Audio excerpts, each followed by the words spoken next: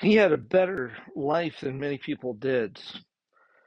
But for some reason, Patrick just really didn't see that.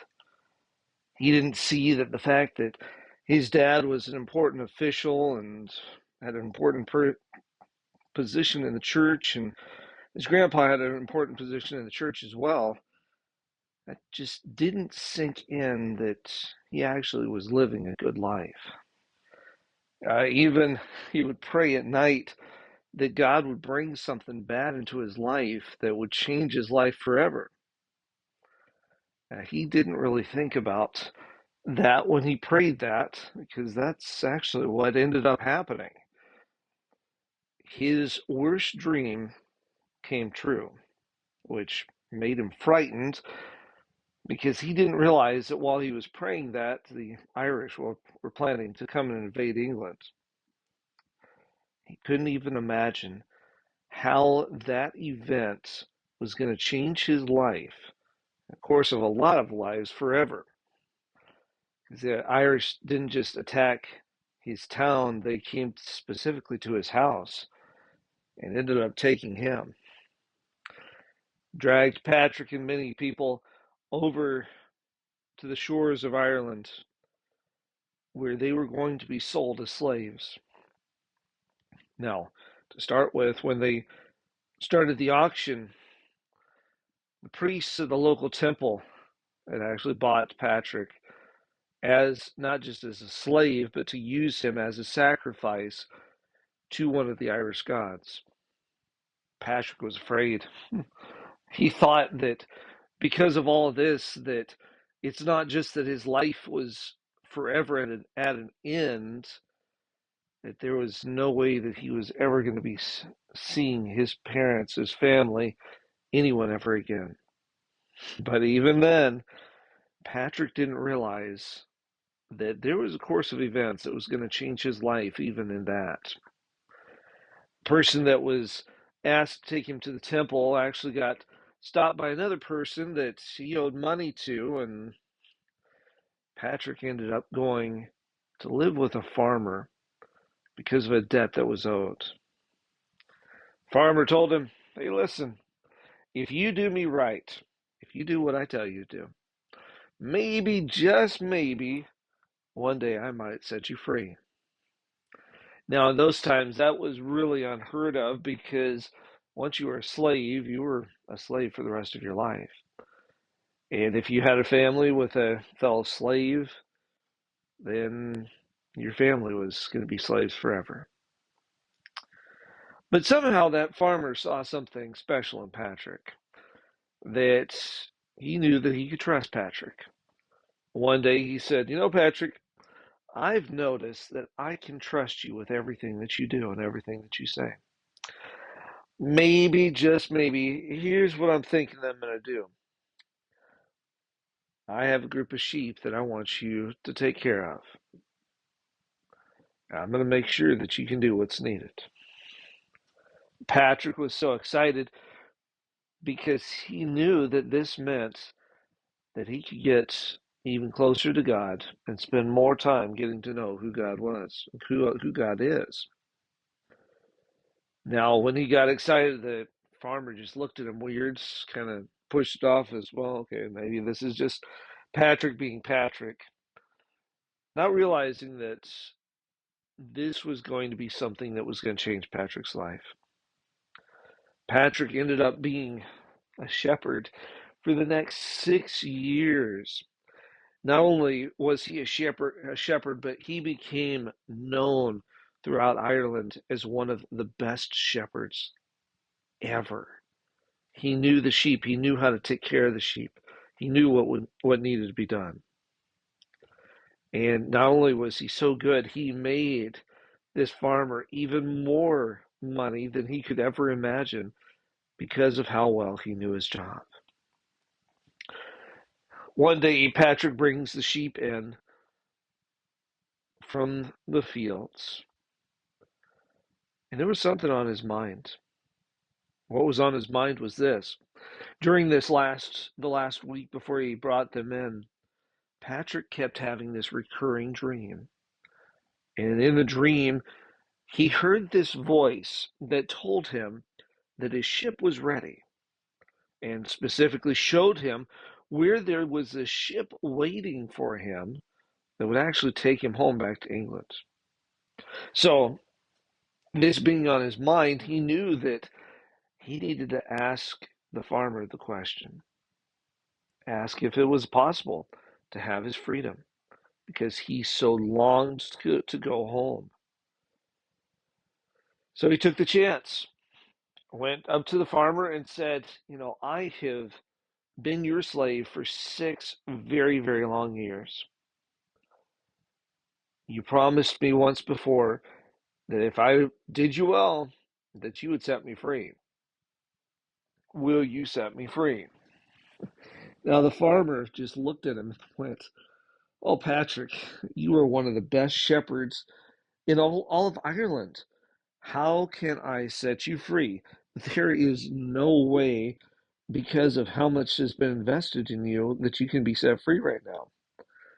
Maybe another time. Patrick, hearing this, he felt sad. Now, from our point of view, we would think that he would go, well, okay, that's an end, and just go off doing what he normally did. And that's what the farmers thought too. And so he went to one of the other servants and said, Listen, Patrick's been denied being set free. You better tie him to his bedpost tonight, because he might try to escape. But what they didn't know is that Patrick took this dream literally, and he got up and he walked straight out of that door, straight off the farm, and went straight to try to find that boat. Patrick took God at his word that there was a way of escape, and he was not going to let anything or anyone prevent him from getting back home. Now, Patrick, he knew that being a runaway slave, they're going to try to find him. They're going to try to kill him. If they can't kill him, but just take him alive, they'll send him back. So he hid the best they could and made his way, which ended up being 200 miles away, to the shore where there was a boat that was waiting. When he got there, he saw the boat and he approached the captain and asked him, Is there a way I can secure passage on here? Captain's like, I don't have a place for someone that's just going to lay about. Can you do something for me? And there was really nothing that Patrick could do that could help him. And the guy said, Well, there's not really much of a chance. And Captain turned to walk away, and Patrick noticed that the dogs were barking and fussing, and he went over and quieted them, and that got the captain's attention. Captain came over and said, Oh, I see that you took care of my dogs. Actually, maybe I do have a job for you. Would you be willing to take care of these dogs? They're going to get a very high price. Take care of them. You got a position on this ship. So they agreed, and Captain wanted to do this old ritual, and Patrick said, Absolutely not. I am going to honor my God. I will not let you or anyone else try to worship gods. There's only one God. We're not going to do this. If you're going to want me to do that, I can't come with you. Captain just laughed and said, Well, no. Just bring your God with you. We'll see whatever happens. So they went on their way, and different adventures happened, and finally they made their way back to England. And Patrick thanked the captain and got off the boats and started the trek to where his family used to live. Got to the town of where he used to live, and he knew that people weren't going to recognize him. So he put the hood of his cloak over him and just started walking slowly by the people of the town. What he was surprised about is the fact that the town, well, he thought it was going to be utterly destroyed. It was repaired. It was actually bigger than when he left, which that was a huge, huge shock to him that he really didn't know what to do with. But what he was waiting for is what was going to happen to his family's farm. He got to the gate of the farm and he saw that it was still in ruins after those many years. All that was really left was the servants' quarters and a few other things on the property.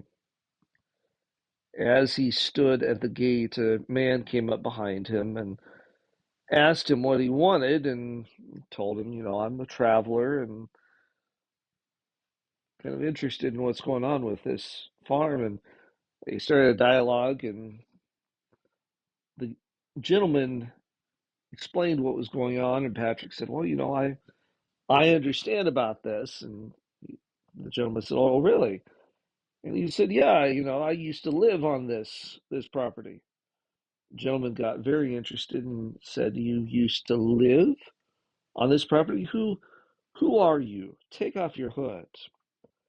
As he took off his hood and turned around, the gentleman saw him and recognized Patrick right off the bat.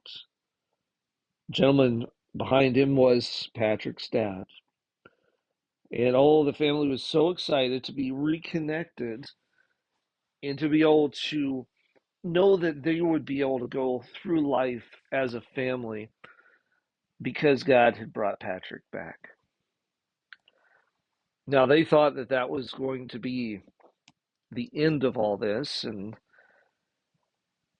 that they would have Patrick home for the rest of his life.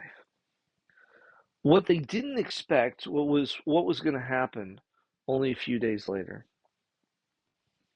No, whether it was a few days or however, that doesn't matter. It was a very short time. Then all of a sudden, Patrick started having dreams again. In the dream, he dreamed that a male person came to him with a bunch of letters. And in these letters, the voice of all the Irish spoke to Patrick saying that they wanted him to come back to minister to them once again so that they could actually hear the gospel of Jesus.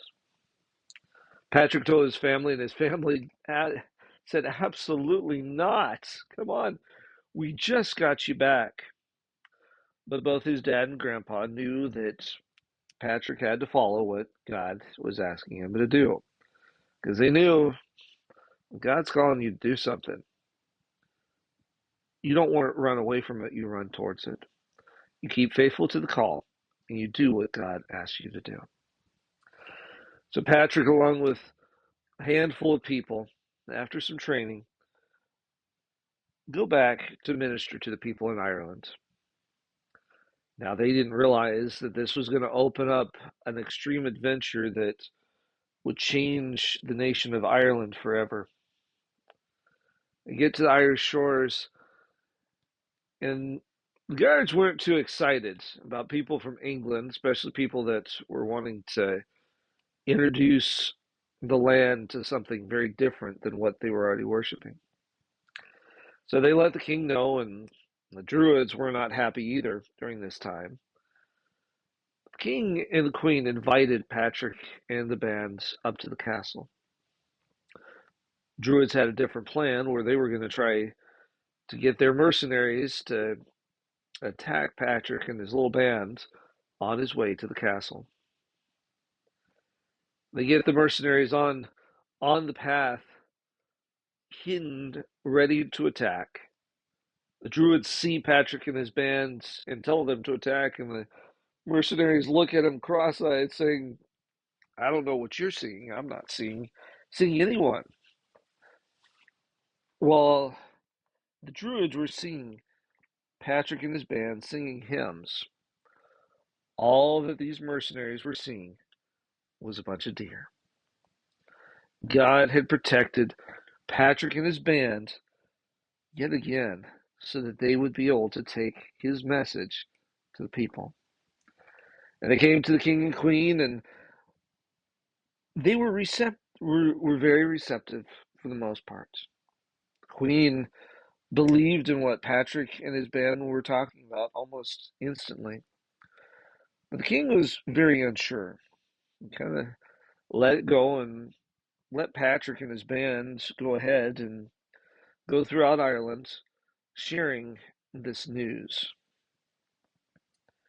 Patrick knew that the day would come where they would have a major problem with the Druids.